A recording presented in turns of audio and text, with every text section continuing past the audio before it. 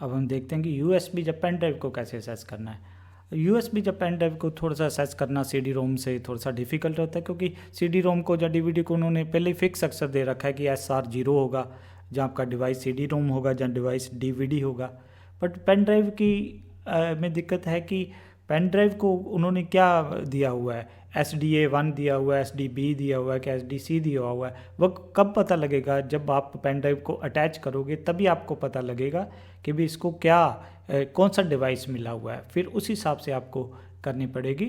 तो इसलिए ध्यान रखना है कि जब भी आप पेन ड्राइव को इंसर्ट करते हो तो आपने मैसेज जो आ रहे हैं उसको ऑब्जर्व करना है। मैसेज में आपको कुछ आ रहा होगा कि आपके सिस्टम ने पेन ड्राइव को रिकॉग्नाइज कर लिया है, तो वो कुछ इस टाइप का मैसेज दिखा रहेगा, SDB है कि SDC है कि SDE है। तो आपने वो मैसेज को ऑब्जर्व कर लेना है, तो उस हिसाब से आपने क्या करना है, पेन ड्राइव को सर्च करनी। बट भाई हो सकता है हमारे से मैसेज इग्नोर हो जाए, तो फिर हम देखेंगे कि भी अगर नहीं है तो हमारे पास एक और दूसरा मेथड है जो कि रोबस्ट मेथड है। तो हम क्या करेंगे, एक fdisk-l कमांड चाहेंगे। ध्यान रखना fdisk-l बहुत इंपॉर्टेंट कमांड है।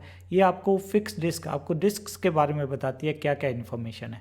तो ये क्या करेगी, आपको सारी पार्टीशन जो सारी ड्राइव्स के अंदर हैं उसके बारे में इंफॉर्मेशन बताएगी, और यही बेस्ट मेथड है, फुल प्रूफ मेथड है। तो हम देखेंगे सबसे पहले पेन ड्राइव लगाने से पहले देखेंगे fdisk-l करके देखेंगे कि कौन से वो डिवाइस दिखा रहा है। फिर हम पेन ड्राइव लगा के देखेंगे कि मैसेज भी देखेंगे कि कोई मैसेज आ रहा है कि नहीं आ रहा।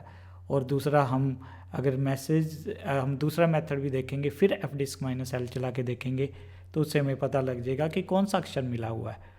तो हम तीसरा और हमारे पास एक मेथड है, इन दो के अलावा भी हम डिवाइस डायरेक्टरी को भी चेक कर सकते हैं। किस कमांड से, ls-l से, तो वहाँ से भी पता लग जाएगा। जैसे हम कहेंगे ls-l डिवाइस, हमने कहा कि grep SD को कर दे, तो वो सारे डिवाइसेस शो करेगा डेव डायरेक्टरी में जहाँ पे SD स्ट्रिंग है, तो वहाँ से भी हमें हिंट मिल जाता है। पर हमारे लिए जो परफेक्ट मेथड है वो fdisk-l है, उसी को। जब हमें पता लग जाएगा कि हमारी पेन ड्राइव क्या है, सपोज हमारे केस में उसने पेन ड्राइव को रिकॉग्नाइज किया डिवाइस SD1 की तरह, तो फिर हम क्या करेंगे, माउंट डिवाइस SDB1, उसको एक और हमारे पास डायरेक्टरी मीडिया के साथ भी माउंट कर सकते थे। हो सकता है मीडिया हमने CD रोम के लिए यूज़ कर लिया, तो हम उसको यहाँ पे माउंट कर सकते हैं। तो अगर अब आप जाके देखोगे इस डायरेक्टरी के अंदर, तो हमारे पास डाटा होगा। जब हमने ये नहीं यूज़ करना तो उसको हम क्या कर देंगे, अनमाउंट करेंगे। तो ये ज़रूरी नहीं है मैंट यूज़ करना है। आप क्या कर सकते हो, अपनी एक /make डायरेक्टरी /USB करके क्रिएट कर सकते हो अपना माउंट पॉइंट, तो वहाँ पे माउंट कर सकते हो आप। ये आप पे डिपेंड करता क्या है। पर हम ऐसे फालतू की डायरेक्टरी नहीं बनाना चाहते, जो पहले ही हमारे पास मीडिया और माउंट है, मीडिया को हम उसके लिए CD रोम DVD के लिए यूज़ कर लेंगे, इसको MNT को क्या कर लेंगे, पेन ड्राइव वगैरह के लिए। हाँ, अगर और 2-4 पेन ड्राइव और लगानी है तब भी और हमें क्रिएट करनी पड़ेगी डायरेक्टरी। तो अभी हम देखते हैं कि इसको प्रॉपरली कैसे सर्च करना है।